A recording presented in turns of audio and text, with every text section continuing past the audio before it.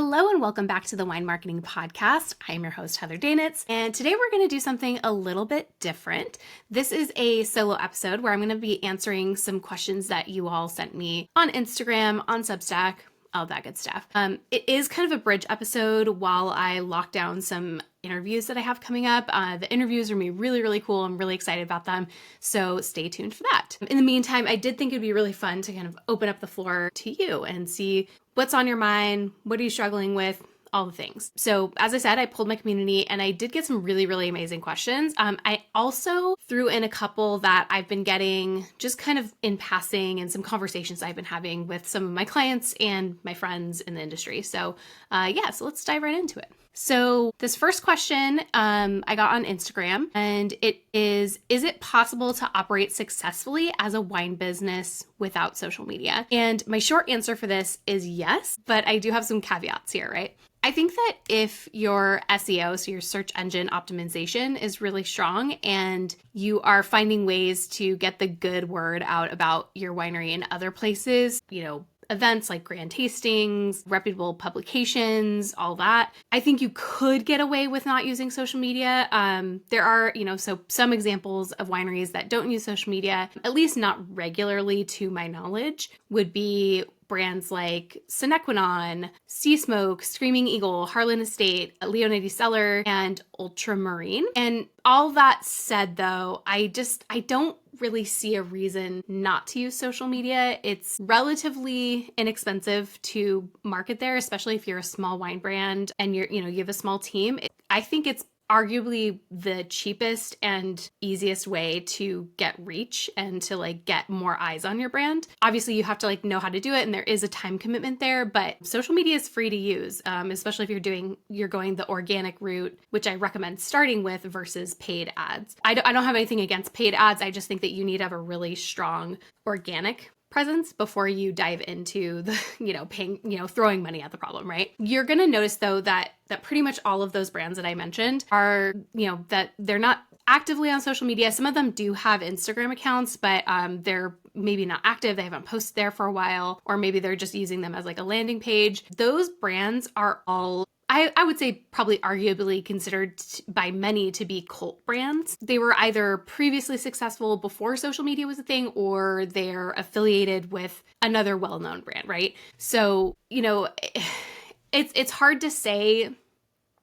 It's hard to say if a new wine brand who's starting could be successful without social media, because I think social media is so ubiquitous these days that anyone who's starting a brand is one of the first things they do, is set up a social media account. Sometimes people set up their social media accounts before they even have a website. So it's a bit chicken and egg. So it is really hard to say if a new brand could be successful without social media. Again, I think it's possible.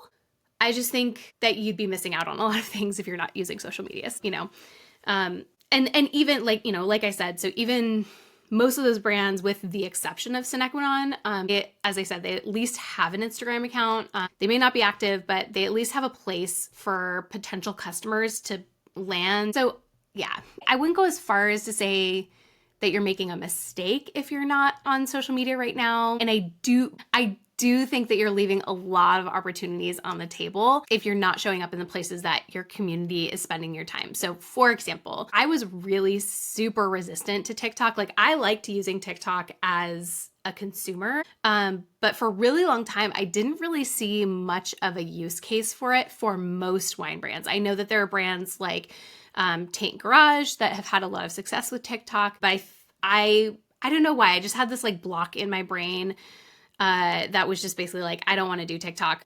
I just don't think it's a good place for wine brands to be. However, I did recently have one of my clients tell me that one of their top ways that people are finding them when they're asking, people who are coming into their tasting room, they're like, hey, how did you hear about that? How did you hear about us? All that stuff. One of the top things that these customers were saying was TikTok, which was really surprising because at that time, this client didn't have a TikTok account. So they told me this, and within an hour, I had created a TikTok account for them. So that was really interesting. And it was wild too, because I went on and I searched this client's name and was just like, wow, there's actually a shit ton of videos on here where people are tagging us, they're mentioning us, they're saying really nice things about us, and we just weren't responding because we didn't have an account over there. And so, yeah, and so I was just like, well, maybe I need to like have all of my clients at the very least have an account on there and to be checking in on it regularly. Even if we're not posting to it ourselves frequently or even ever, I still think it's worthwhile. Like if you are finding out that your community is spending a lot of time on a specific platform, be that Instagram, TikTok, whatever, you should have some kind of presence there just so that you can like be a part of the conversation, right? So, yeah. I would also say that like another thing to consider is that if your goal is to start bringing Gen Z or like younger millennials into your community, then you'll definitely be missing out if you're not on social media at all, right? So you're missing out. I mean, people and Gen Z especially are using social media these days as a search engine in the way that, I hate to say the older generations, but the older generations have used Google in the past, right? So Instagram, TikTok, like X, Threads, those are all places that the algorithms are becoming so specific and their search bars are becoming so useful and keyword heavy that you are able to plan whole trips. And I should have known this specifically about TikTok, because one of the first things that I do when I'm planning trips and things like that is go to Instagram and TikTok and see, like, kind of look up the cool places to eat, the cool places to drink, all of those things. Where should I stay? I go to Instagram and TikTok first for that. And then maybe I'll go to like Google to sort of refine my plans. But, I like to crowdsource information. And one of the best places to do that outside of Reddit, would be TikTok and Instagram. So that's something to keep in mind if you are looking to reach some younger generations or start bringing them into your community. I think you do need to be on social media.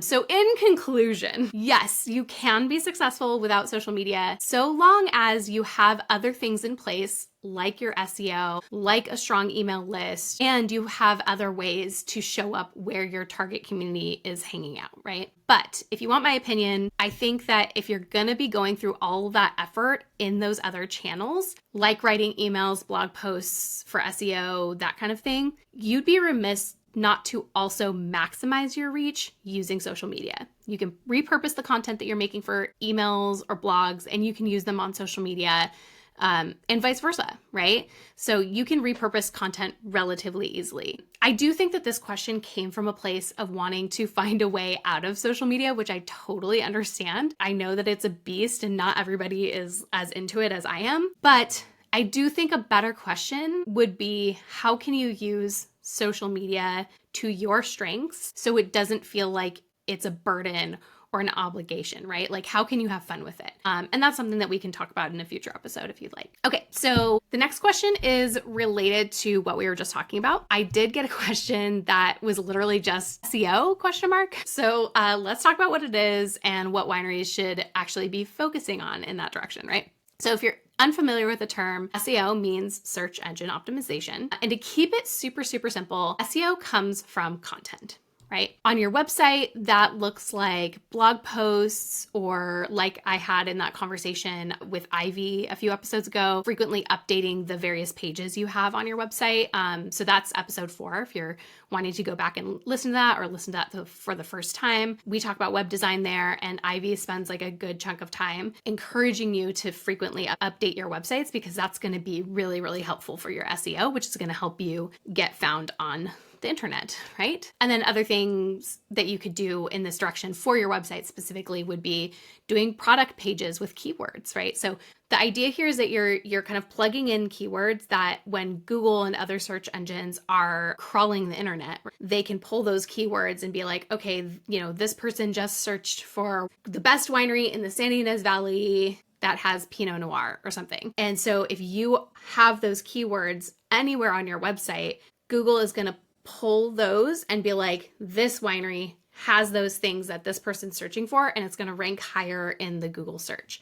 And the more frequently that you update your website, update pages, even like little changes like updating the alt text on your images, moving a newly released wine to your homepage, that kind of thing, the more active Google is going to see your page as. And so then it's going to start putting those to the top of the search. So that's one way that you can take advantage of SEO. The other way, as I mentioned in our previous conversation, is on social media. And that can look like using keywords in your captions that your target community is going to be searching, right? Using closed captions in your videos and even having text typed out on your videos. And then also using alt text on your photo posts. So Instagram and all these search engines, they will look at a photo and they'll sort of they'll fill in that alt text for you. But it's always better if you can do it yourself because you can include other additional details. So for example, maybe you have a photo of like a guy in a vineyard with a dog, right? That's the classic photo that you see. So Instagram and Google, all these search engines, they're going to look at that photo and they're going to say guy in vineyard with dog.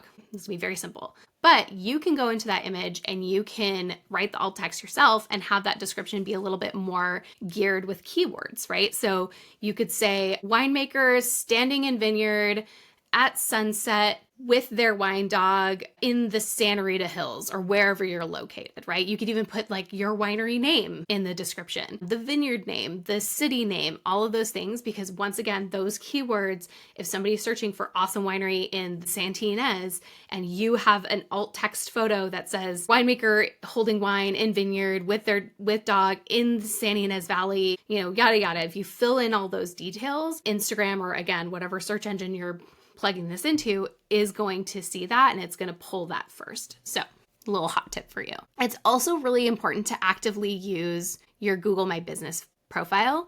And you can easily do that by updating your hours, especially when holidays are coming up. If you're saying like, hey, no, we're not open on New Year's Day or whatever, whatever holiday is coming up, make sure that you're listing that so that when people are visiting you, they automatically know if you're going to be open or not, right? So you're not having to like field a bunch of calls. And then you can also make, I don't know if like a lot of people know this, but you can actually make posts like almost like social media posts on Google My Business. Google really likes that. And so in general, like any social media platform and any search engine is gonna like when you use their products, right? And they'll reward you for that. So with Google My Business, if you are making posts, even if you're doing it like once a month, that's going to be amazing. It's going to help you so much and help you rank a little bit higher. And like I said, you can repurpose content that you're making for other platforms all over the place, right? So you could make a post for Instagram about an upcoming event or whatever, and then take that copy and then just plop it into Google My Business as a post with the same image. And then you can add a link button that's like book your tasting or book an event or whatever, or buy tickets. So you can have a clickable call to action in Google. So that's really, really helpful. I've seen a lot of success with that with my clients when we post about events. So something to consider. Okay, so our next question is, if you are a small winery trying to survive, how would you spend your marketing budget or time? Okay, this is a great question. So I did make a couple of notes here. So I'm going to read them because I have lots of thoughts on this and I wanted to make sure I kept organized with it. So if I had limited time or money, I would focus on 4 things that I believe consistently move the needle for small wineries, right? First thing is I would make sure that my website is dialed in. Your website should always answer these 3 questions immediately, right? What are you offering? Where are you located / when are you open, right? And then how do I buy your wine or book a tasting? That like those 3 things should be apparent within like before you even scroll. Like that should all be stuff that's quote above the fold, right? So before you scroll, you should be able to answer those questions. What are you offering? Where are you located? And how do I buy your wine or book a tasting? And then I would also recommend that you optimize your website for mobile because most traffic on websites these days is mobile. We have this cute little computer that fits right in our pockets. So make sure that your website is optimized for mobile and your e-commerce platform as well. And then make sure you have clear calls to action everywhere. Like every scroll that you do on a website should include some kind of call to action. And I would recommend ranking them based on like what actions you want them to take first. So typically what I would recommend if I was a winery, I would have it start with book a tasting and then scroll, buy our wine, scroll, become a member, scroll, join our email list, right? Those I would say are kind of like the main calls to action that you could have on your website, and roughly the order. It depends on you and what your main goals are. Like maybe you don't have a tasting room, and so your first goal would be buy our wine, and then it would be, become a member and all that. See what events we're going to be pouring at, that kind of thing. Okay. And then you should also optimize your website to have easy to find contact info and tasting room details, right? So having like a visit us tab at the top, and then having that tab, like menu bar, having that be like a consistent scroll. So every time you scroll, that bar is at the very top still. So, if people are scrolling and they're like not finding the information that they were looking for, but then they look up at the menu, they're like, oh yeah, I can find that information there, right? You want to make it as easy as possible, long story short. So the time investment with this would be, it does take some time upfront to set up your website, but once it's set up the way that you want it, it should be easy to maintain and update, maybe less than like an hour a month, right? The cost for this, it is DIY friendly, but if you're going to spend any money at all, this is where I would recommend investing your money. You can, go and listen to, again, that episode that I did with Ivy of Hard Pour Designs. You could also hire her. She's really amazing. So definitely reach out to her if you need some help. I know that she has some like free discovery call options. So if you're like, I'm not ready to invest in this, I just need to know what I can do right now to like make a difference, talk to her. She'll point you in the right direction and get you set up. And then when you are ready to invest in that, she can help you with that too. Okay. So after website, right? So we're still talking about like the things that I would do with like limited time and resources, right? So after a website, I would make sure that I'm doubling down on my email marketing. And I know this is probably like really surprising as coming from somebody who focuses quite heavily on social media, but your email marketing is one of the best places to convert customers to buyers, right? So it converts way better than social media. Again, coming from a social media enthusiast, and it reaches people who already want to hear you, right? You are getting into one of the most intimate places that you can with these people, their inbox, right? So doubling down on your email marketing, I would start collecting emails everywhere, in your tasting room, at the events you're pouring at, on your website, in your e-commerce. When people buy wine, collect their email. Obviously, make sure that they have the option to opt in. We want to make sure that they're consenting to receiving emails. And then, of course, if you have social media, making sure that you are using that as well to collect email addresses. Send at least monthly email. You can do a single email a month that has like 3 sections in it. So this could be a section about your wine, a section about any upcoming events or things that people should know, and then maybe like a personal note or like a behind the scenes story from your winemaker or whatever. So that could be, a single email with those like 3 points in it. So you can use free tools like MailChimp to get started, and then you can invest in some more robust systems like Klaviyo when you get the money, and then start integrating automations and things like that. I did talk to Erica of Email Mavens in episode 3 all about this. So if you want a refresher on that, go listen to episode 3. It's really great. And we talk a lot about like how you can get the most out of your email marketing. So the time investment for this, 1 to 2 hours per month. If you're sending 1 email a month, this doesn't need to take you very long. The cost, it's often free under 1,000 contacts. But again, once you've started, once you've got established and you got into the habit and all that, and you get more contacts, and you're ready to take it to the next level, do invest a little bit more money here and get those more robust tools like Klaviyo to help you really automate your presence on your email list. Okay, so the next thing I would do is, you guessed it, make sure your social media efforts are targeted and consistent. So it's not enough to just post for the sake of posting on social media. I really want you to put a little bit more effort into this. And again, this doesn't need to be hard. I would focus on Instagram and my Google My Business profile to start. And then once I got a little bit more used to posting regularly and all that, and we've kind of figured out the audience, then you can start exploring some other social media platforms. So some posts that you can do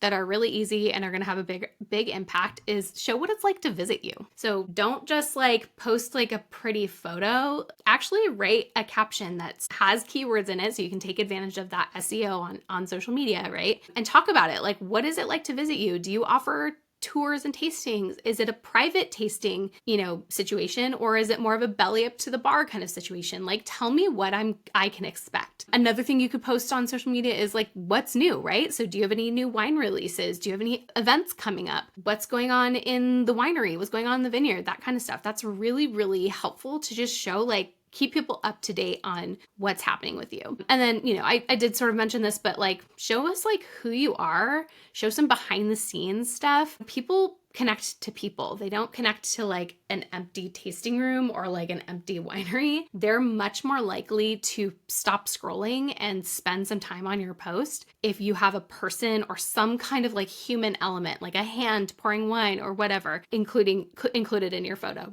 or in a video. So make sure that you're using Instagram stories too to show some real-time activity. So day of event reminders, harvest updates. We've got harvest coming up, right? And then stay connected with current fans, of course, through your direct messages and stuff like that. And then I would use reels or carousels to reach new people. So your time investment here is going to be a little bit more than some of the other things. I typically spend about 1 to 2 hours a week for each client that I work with, planning their posts, making the content, and posting it. It doesn't need to be that long. You could really post like 1 to 2 posts a week, and that shouldn't take you very long. Once I get down to it, actually writing the caption and putting together the images once I actually have them takes me like 15 minutes. It's easier and it goes faster if you can batch work something. So like maybe spend an hour 1 week just getting like all the photos and videos that you need for the rest of the month. And then each week spend, 15, 30 minutes writing the captions for what, that match those posts, right? And then spend like, 5 minutes a day just engaging on social media. So time investment here, 1 to 2 hours a week.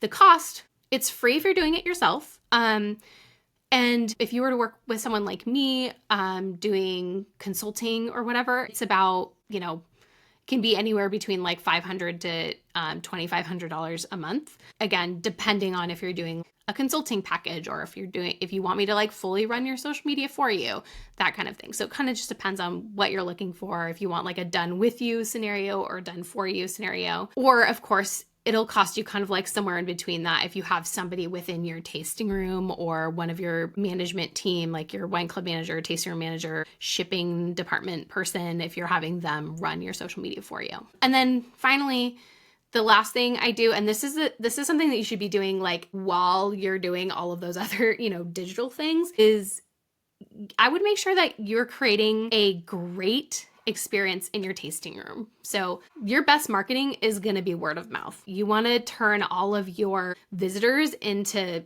huge fans who are going to spread the good word about you. So focus on training your staff to tell your story consistently. Make sure you give them the right words to tell your story, get on the same page about it, but also have them like insert some good personal anecdotes to make it feel a little less scripted. Make sure that you're capturing the emails and followers on site. So again, this goes back up to tip number 1 is making sure that you're collecting emails and telling people to follow you on Instagram and social media and that kind of stuff. And then also offering something memorable. So have like a really great playlist playing in the tasting room, offer a surprise pour from the library, or just like give incredible hospitality, right? That's the bottom line. So your time investment here, it is ongoing, but it's worth every minute.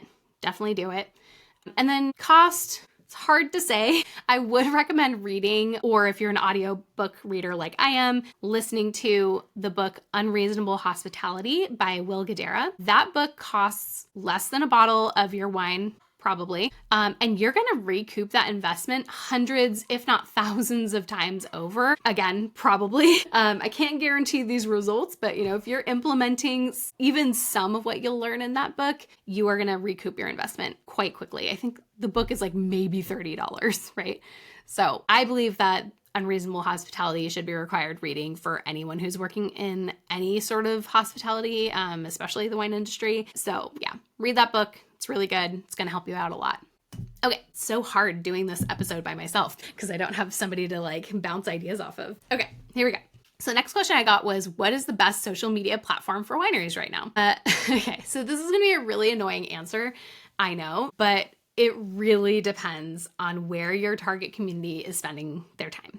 right? I personally maintain that Instagram is the best overall platform for the vast majority of wineries, as that's where most consumers are spending their time there. But I would also consider TikTok if you are looking to reach some younger consumers and you have some kind of like proof that visitors are seeing you on TikTok, right? Like exactly like going back to that example with my client where we didn't even have a TikTok account and people were still saying that that was the main way that they found us was on TikTok, is because other people were posting about us. So if that's the case, then have some kind of presence on TikTok so you can at least be a part of the conversation there, right? Even if you're not posting there regularly. So yeah, so I'm using TikTok for 2 clients right now, and I've been genuinely shocked and a little bit annoyed at how rapidly they've grown their communities over there. It's wild. I do want to make note here, though, that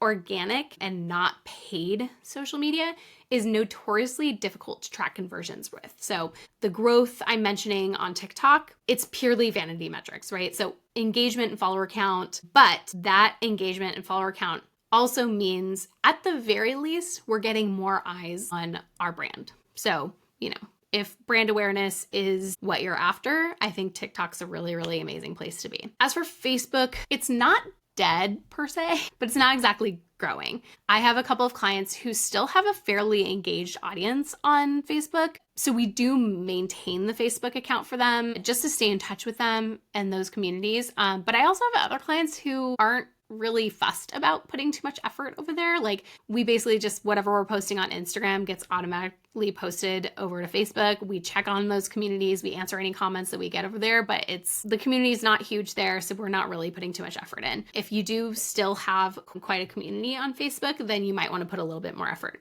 into that, and use some of those tools. But yeah, it's fine. I do think Threads is an underrated platform for wineries. So if you're not familiar with it, Threads is basically Instagram's version of Twitter. So you log into it using your Instagram profile, and then at least when it first launched, I don't know if this is still the case, but when you first launched Threads, you could migrate your followers and then whoever you were following over to Threads. And so you like automatically had hundreds of followers if you had a decent following on Instagram. So yeah, that might still be the case. I don't know if it is, but I have been having a lot of fun there with a couple of my clients. We don't really spend too much time there for some of my other clients, but I've like Foxen. We spend some time over there, and it's quite fun. It's a fun platform to use. So my rule of thumb here though is always to start with one social media platform and make sure it's the one where a good chunk of your target audience is spending time. If you're trying to reach Gen Z, but you're spending your time and effort and whatever and attention on Facebook, there's going to be a disconnect there. Like you're not going to be reaching who you want to be reaching. But if you're trying to reach Gen Z and you're spending your time on TikTok, then you're going to see some really good results there. So pay attention to where your audience is spending their time. And then if you want me to do like a full episode where I'm breaking down all the different social media platforms, including YouTube, Blue Sky, X, Pinterest, etc., let me know, because that would be a really fun episode to do. We can talk about that. But again, long story long, I personally would recommend starting with Instagram and then going from there, because I feel like most wineries, most of our communities are spending time on Instagram. So that's where I would start. If you're just like, Heather, just give me a fucking answer already, I would start with Instagram. And then once you kind of get in the habit of posting regularly on Instagram and you feel confident with it, then you can start exploring some other platforms. How often do we really need to be posting on Instagram? Okay. I feel like I get this question a lot, so it makes me laugh. And it also makes me laugh because I do have another really annoying answer for you. It's gonna depend a lot on your own capacity, right? So it depends. Everyone's favorite answer. I'd say at minimum, I'd recommend posting to your feed at least once a week, and then posting to your Instagram stories like 2 to 3 times a week. Ideally though, I personally, this is just a personal anecdote. This is not backed by like, peer-reviewed research or anything, but I've found what works for my clients is posting to the feed or reels like 2 to 3 times a week, and then posting to stories at least 1 to 3 times a day, 5 days a week. That is like when I see the best results for my clients. And I know that posting to stories maybe sounds really intimidating, but it's not. If you want to like dive deep into stories and like why they're awesome and all of that, I do have like a whole section on the wine marketing field guide where I'm talking about Instagram stories. There's like at least 4 posts about it. I'll put a link to that whole series in the show notes so that you can access that. But yeah, if you want to read more about stories and why they're awesome and how you can use them and kind of take it to the next level in a really easy, sustainable way, go check out that series of posts on winemarketingfieldguide.com. Okay, so another piece of advice I'd love you to take away from all of this, regardless of which social media platform. I know in this case we're talking specifically about Instagram, but this is true for any social media, is to engage more than you post. I think that's a really good rule of thumb across the board. Don't just post and then like leave the platform and then only come back when you're ready to post again. Like I want you to be in those apps, using those apps socially. It's called social media after all. And I think I like hate that I have to keep saying this, but there's so many wineries that just don't get it. And it bums me out. Like they're not even responding to the comments that they're getting on their posts. I'm like, man, what a missed opportunity, right? So respond to your comments within 24 hours if you can. Respond to your DMs. I would say if you're listening to this podcast, it's very unlikely you're getting so many comments and direct messages that you cannot respond to them within like 5 to 10 minutes. Unless you have like hundreds of thousands of followers and you're getting, 50 to 100 comments a day, it's possible to respond to them more. So do that. It's going to help you. It's not hard. Yeah. Okay. Let's get into the next question here. Yeah. Okay. I forgot about this one. How do I convince ownership to spend on marketing when they'd rather keep it in the family? Yeah, this is a tough one and it's something I deal with quite a lot. I do think that you need to maybe like give a little bit grace here. Sometimes keeping it within the family or like keeping it internal is the best option. But if you're like, we do need the help and I know it, then here's some tips, right? So my biggest piece of advice is to speak their language, right? And show them the potential ROI. Like when business owners don't want to spend money on something, it's because they don't have proof that they're going to be able to recoup that investment. So you want to make sure that you're going to show them what the potential ROI could be. Again, social media, it is notoriously difficult to like quantify success there unless the success metric that you're using is follower count or whatever. If you're trying to quantify like how does this translate to sales, it's a little bit more difficult to track, but there are ways that you can do it. So if you're talking about like a specific social media campaign, then you could maybe set up like a custom code that is only applicable for people who follow you on social media. So the only way they would get that code is if they are following you on social media and they see that post that you make.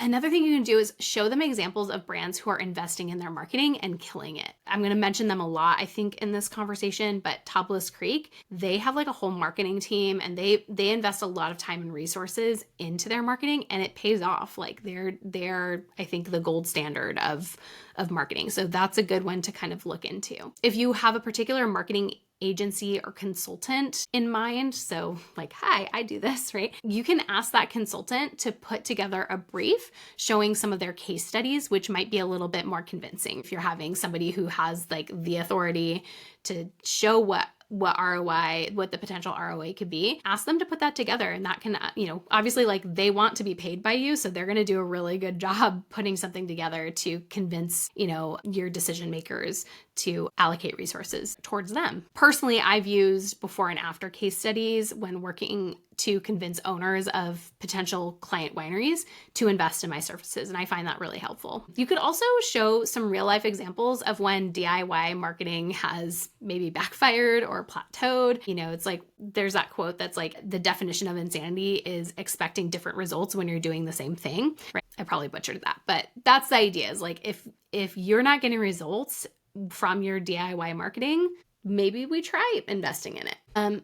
And finally, you could even just start small. So many of my social media management clients started with monthly consulting before they decided they wanted me to just fully take over their marketing. Consulting is a lower entry level item and it does one of two things. It either empowers the client to do better marketing in-house on their own, or it convinces them that they need my help and they don't want to do that on their own. So I think like if you can, like if the agency that you're looking to work with has some kind of like, lower barrier to entry service, maybe start with that just to like test the waters and see, do you like working with this person? Are they going to get you some quick wins? That kind of thing. And then once you start seeing some good results from that, then maybe you can start investing a little bit more. Yeah. Again, I feel like it all comes down to ROI. Like if you can convince the owners of your company or like the decision makers of your company that they're going to be able to recoup their investment, then that's the best way to do money talks, right? Okay, so the next question is, how do you bridge the gap between the marketing team and the hospitality and winemaking teams? Yeah, so this is a big issue. One way that I've overcome it with my clients is to have a shared iPhone photo album, assuming everyone has iPhones, right? Most of my clients do, so that hasn't been an issue yet. And that shared iPhone photo album should include the key stakeholders. So tasting room managers, winemakers, vineyard managers, wine club managers, right? People who are in with the customers or like out in the field or, doing the behind the scenes things or whatever.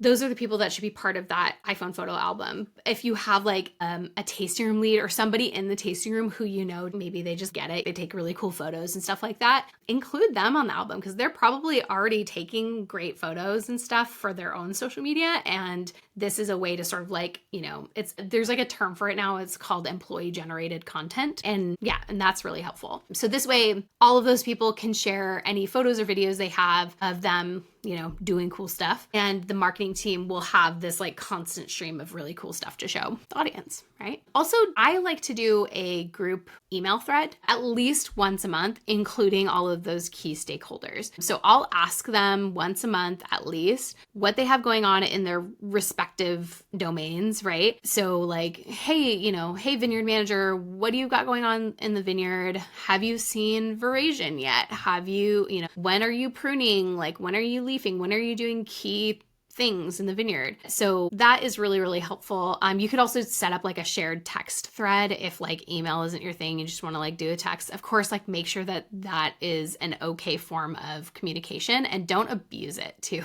Because I've had some clients who've like gone into like full on conversations that should have been like separated from the group text. And it's just really frustrating. So do day-to-day updates, keep it short, keep it brief, ask quick questions, that kind of stuff. But yeah, that's really, really helpful to keep people kind of in touch and involved with the marketing side of things. If I'm able to get out to the winery during like bottling, for example, like if the winemaker is like, hey, we're bottling this week, if I'm able to get out to the winery during that time, I'll come out, I'll get content for them. But if not, then in that like email thread or text thread, I will send a detailed request of what I need from them, right? So for example, if we're talking about bottling, right? I need at least 3 shots. So I need a wide view showing the whole bottling line just to give context. I want like a medium view of like maybe a person packing bottles into a case, right? And then I want like a close-up view maybe of like the labels actually getting put on the bottle or the tops of the bottles as, the capsules or like the tops of the corks as they're going into a box, that kind of thing.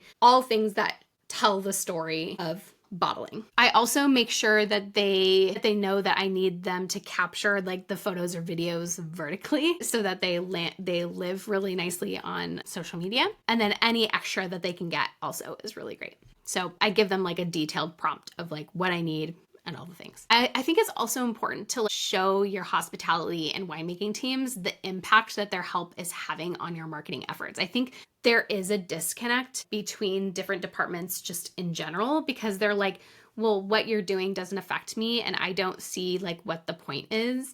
Positive like affirmations go a really long way. I had a winemaker who just was like notoriously grumpy about being on social media, which I understand. It's like not the most comfortable thing, but I had him like, he was like in a really good mood one day and I had him do a video talking about like this new wine that they were releasing that he was really excited about. And you could see his like enthusiasm in the video. It was coming across. And so I posted that video and it was one of our best performing performing videos. And so the next time I saw him, I was like, hey, like, look at all these comments that were left on this video. It was really well received. Would you be up to do another? And so I haven't really had much of an issue getting him to be in videos since then. So again, just like showing the impact that their actions are having on the marketing efforts is really going to help them. So keep it positive, you know? Yeah.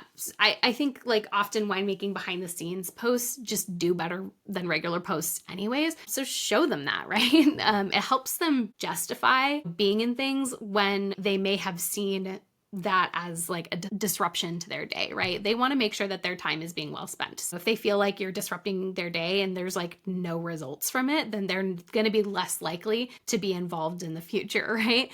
But if you can show them that like, hey, this is being well received, we're getting a lot of comments, this is helping our marketing efforts in this specific way, we're selling more wine because of this, whatever, then they're going to be like, oh, okay, this is actually worth my time and energy. Okay. So here are a couple of like additional questions. So these weren't brought to me on Instagram, but these are just some frequent things that I've had kind of behind the scenes with my clients. So the first question is, what should we put in a winery newsletter? So the first thing I want you to remember is that the emails that you send to your list should always have a purpose. Ideally, you'd only send one email per single goal. So for example, if your goal is to announce the release of a new wine, then that email should be entirely about releasing a new wine. And then how you communicate that you're releasing a new wine is going to depend on your community. So in one scenario, if you notice your audience likes more of the kind of behind the scenes winemaking kind of stuff, more technical details, include a note from your winemaker about how the wine was made, and include photos of the winemaking things. And include some like technical details and some like nerdy stuff. But if your audience responds more to kind of like the lifestyle of wine, then maybe include recipes or tips on how best to serve that wine or food pairing suggestions, as well as photos that support those narratives. So show photos of your wine with food. Show smiling people having a great time with your wine as like the center. Those are going to be much more impactful for that type of audience, right? But if right now you only have the capacity to send like one email a month, and you need to kind of pack in a few things, you can include this suggested flow, which is kind of similar to what I talked about earlier. Start with a section that includes a personal note or some kind of like behind the scenes stories, ideally from your winemaker, but maybe it's a note from your wine club manager, your tasting room manager, whatever, or maybe the owner, and then include a section about a wine that you're releasing, and then maybe like a section about upcoming events or whatever you're trying to get your customers to do, like come to the tasting room or whatever. All that said though, if you have more than one thing that needs to be said or that needs to be communicated about in a single email, you could just as easily split those things into 3 separate emails and send like an email once a week or something. So yeah, consider that. You're going to have much better results if you split them up and have a single call to action or like a single thing that you want your customers to do in each email than like if you were to info dump a bunch of things and have like 3 calls to action in a single email, right? We don't want to overwhelm our community. Okay. Another question I've been getting a lot, actually like kind of a lot lately, is do I really need a blog? And I think this is partially because like I'm such a fan of Substack, and I've had so much fun using Substack as like both like a newsletter and blog kind of thing. And so I think people assume that you as a winery need a blog. I don't know. Anyways, my thoughts on this is I don't know if you like need a blog per se, but it certainly helps with SEO if you do. And I know I've said this like a lot throughout this episode, but you really don't need to put too much effort into this beyond repurposing the content that you're already making elsewhere, right? If you're already making a post about bottling, you could easily turn that into a blog post, right? And just like kind of fill in a few more details that you maybe wouldn't necessarily do on like a social media post. If you're already sending an email about how great your Sauvignon Blanc pairs with Eggs Benedict, make a blog post with an Eggs Benedict recipe, how to make your own hollandaise sauce or whatever the fuck, right? Like you can really, it's not that hard. It won't take you that much longer to do those things. I think people get like in their head about content when really like they're already doing the hardest part, which is coming up with the idea, and all they need to do is just like fill in a few more details. Again, like those emails that we were just talking about, those could easily be turned into blog posts. So here are a few ideas of a few things that you could like turn into blog posts. So if you're releasing a new wine, you could have a whole blog post that's just talking about how the wine was made, and then maybe including some like tasting notes about the wine, and then like a link to where you can purchase that wine. Maybe you make a blog post about food pairing suggestions and or recipes to pair with it. Maybe you make a blog post about what makes this wine different from the previous vintage. So if you have like your 2023 rosé and then you just released your 2024 rosé, and maybe you still have both vintages and you're trying to like kind of sell out of the 2023, maybe you could like do like a blind tasting kind of setup between them and talk about their differences. Like, were they made differently? Did you get the fruit from different vineyards? Did you use like a different blend, you know, in each vintage? Or are they made exactly the same and it's just a cool way to see the vintage differences? Maybe one vintage was cool and one vintage was hot, or like one vintage was wet and one vintage was dry. What is the thing that separates those? So maybe you can talk about that. This is such a rich thing. Like, you could really, I mean, the sky's the limit. Maybe you could talk about like what's up in the vineyard or the winery. So we're bottling this week. This is on the brain because I have like a bunch of clients who are bottling right now. So like, here's what's on the line and when you can expect these wines to be released. If there's if there's going to be a significant delay between the bottling and the release, talk about why. You know, like, we like to bottle age our wines in a controlled environment before we release them to you, so that when we do, they're ready to drink as soon as you buy them. So you don't have to worry about dealing with temperature control and like all the things that go into aging wine safely. We take care of that for you. So all you have to do is buy the wine, take it home, and pop the cork. So you could talk about that. If you're leafing this week, talk about why you do that. How does the weather impact how much you needed to leaf? Is there like a lot of powdery mildew pressure in that particular block? And so you maybe leaf a little bit more, but also is it like super sunny? And so if you leaf too much, it's going to get cooked. Like, you can really go into detail here and get really, really nerdy here in a way that you maybe wouldn't be able to on like a social media platform. You could also talk about like, is this a good year for a specific variety? So I just had a client who told me that this is going to be a really amazing vintage for Syrah at their vineyard specifically. And we made a social media post about it. We could have gone way more in depth in a blog post than we did on our social media post. You could recap a past event that you did. So maybe you have like an upcoming brunch that you're hosting, and maybe you host this brunch every single year, or like a specific wine dinner, you host this every single year. Show the photos from the previous event. Or maybe you just did the event and you want to recap it. Talk about the chef and the wines and which wines were like the best received. If there's like a funny anecdote from that event, maybe like two customers got into an argument or something, tell us the tea. And then you could include a call to action there that's like, did you miss out on this event? You don't want to miss out in the future? Join our email list or become a member. If you did join us at the event and you really love that particular wine, hey, we're almost sold out of it. Click here to purchase it. There's so many things that you can do, and it's all great for SEO. It's all great for helping you sell your wine some more, which is the entire point, right? Or whatever. Like, you don't have to do blogging if you don't want to. So for examples, I mentioned them before, but Tablas Creek does a really, really great job at blogging. They post, I think, almost weekly to their blog, sometimes more than once a week, about everything from like tasting through their library wines. I know that they do like every year they taste through every single wine that they have and like find which wines are showing really nicely right now. And then they like create a table that's like, hey, like these wines are ready to drink now, or these wines are kind of like inching past their prime, so you want to buy them now. So they write a blog post about that every single year, like what wines are working, what wines are like maybe still a little tight or whatever, or maybe wines that they think are going to kind of blossom a little bit later. They write about that. So that's a really great thing. And the other thing that they do is they'll highlight a specific grape variety. So I was just looking at it yesterday, and they have a blog post all about Grenache. And so, yeah, I do want to make a note here though. So the Tablas Creek blog, they use a program called TypePad for their blog. So it doesn't live on their website. And I think that's because they didn't really have a means of blogging on their domain when they first got started. I mean, they've literally been doing this blog for decades, like I think for 2 decades.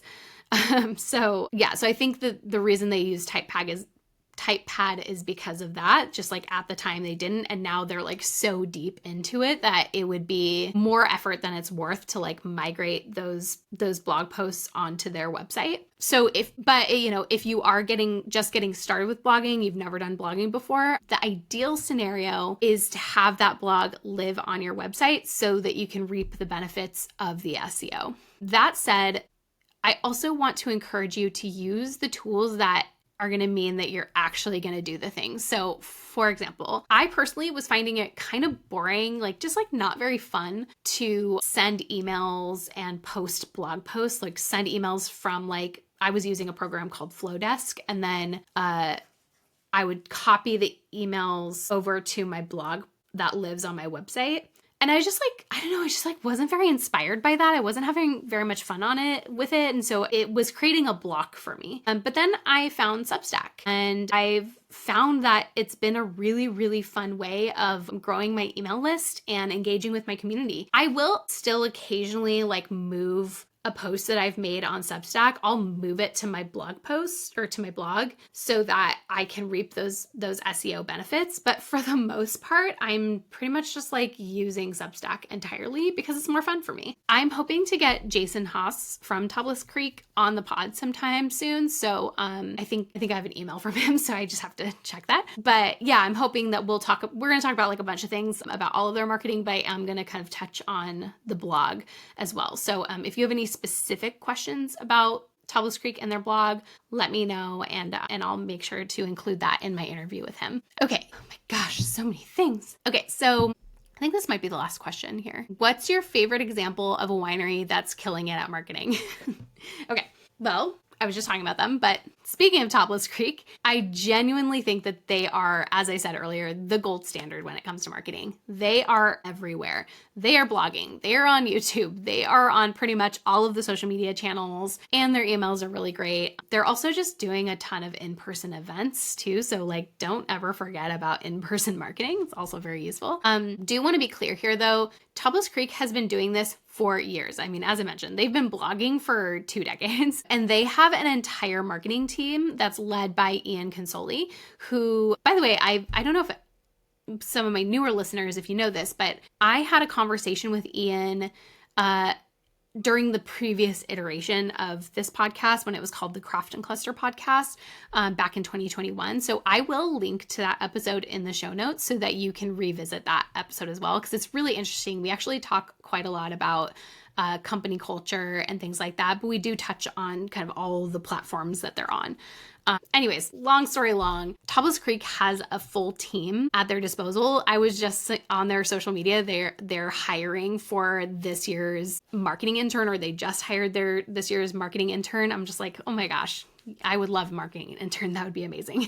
And then they also have a lot of input and buy-in from Jason Haas, as well as the rest of the team. So if you are a small winery, I don't want you to be discouraged by hearing that, because yes, they are everywhere and they're doing all the things, but they can do that because they have a big marketing team and a big marketing budget that they're able to do that. So if you are just getting started, all that stuff, don't feel like you need to be everywhere. Again, I cannot say this enough. Find 1 or 2 things that you like from what like Tablas Creek is doing, and find a way to make that work in your marketing program, right? So don't try to be everywhere all at once. Okay, yeah, so that's enough about Tablas Creek. They're wonderful. You know that I love them. Okay, another winery that I really admire and frequently engage with on social media is Carhartt Family Winery. That's Carhartt spelled exactly the same way as the clothing company.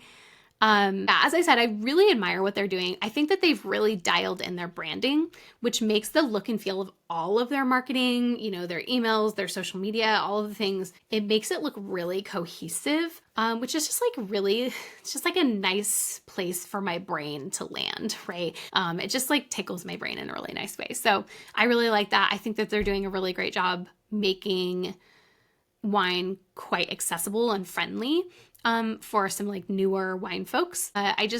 I think they do a really great job. They're a really good example of a small wine brand that's like doing stuff in-house just really, really well. I think they're great. And again, like the key thing here is that they have a lot of buy-in from other people within their team. And so it feels cohesive and like family run because it is. And then also to close this out, if I can be so bold and toot my own horn a little bit, I'm extremely proud of the work that I'm doing with Brave and Maiden and Foxen in particular. I'm proud of all of my work, but I'm particularly proud of these two clients. Out of all of my clients, I've been working with both Brave and Maiden and Foxen the longest. So I do have a much deeper understanding of and relationship with their respective communities. With Brave and Maiden, I've been running their social media and email marketing since 2019. And I feel like the last year or two, we've really been hitting our stride. We also just started, this is the client that we just started a TikTok for. So if you are wanting to watch me build that platform from the ground up, go ahead and give us a follow. They are at Brave and Maiden on TikTok and on Instagram. And yeah, I've just been having a lot of fun with that account. I feel we've really like nailed the aesthetics, and we've been getting a lot of positive feedback from those communities. So that's been really fun. And then with Foxen, I have a lot of history with them. That was my very first wine job.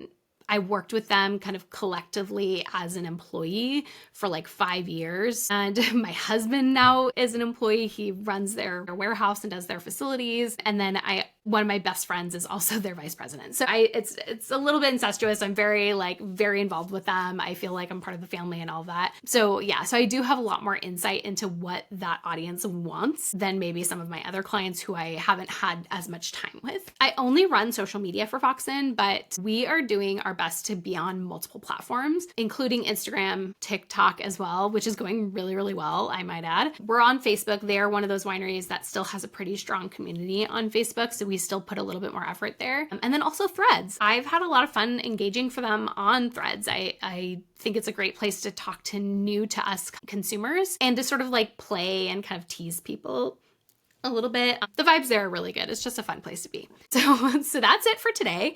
Thanks so much for sending me your questions. I would love to do this again. I think we could do these Q&A episodes maybe like once a quarter or something. I think that'd be really fun. So keep those questions coming. You can DM your questions to me on Instagram at Craft and Cluster, or you can send me an email at hello@winemarketingpodcast.com. That's it for this episode of the Wine Marketing Podcast. If you like this episode, share it with a friend.